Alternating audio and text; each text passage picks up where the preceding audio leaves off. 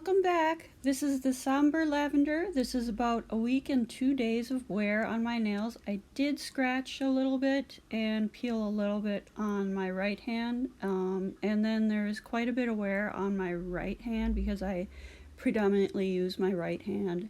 That's my divot. It's a little a hot mess.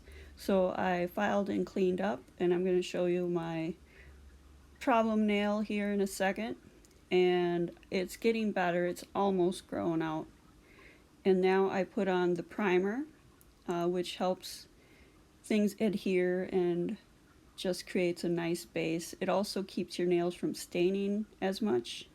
Then I went in with the gray, and this was pretty sheer, so I actually went in with a second layer of gray. I did do all the nails with a glitter top coat, but I put the top coat on too soon, so I had to redo everything. And then I decided to keep one nail with glitter just as an accent, and then I took it into a little bit better light after I put on the gloss coat.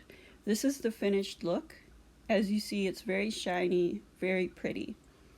And then these are my tools here. This is the Infinite Shine primer by OPI.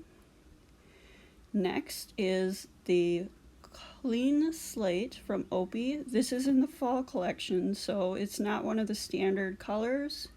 My colors were mostly sold out, but they still had the Clean Slate. And then I got Set in Stones by Essie.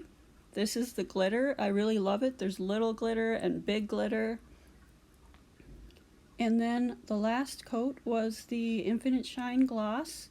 And this really does work to keep your nails from washing out and fading. Bye!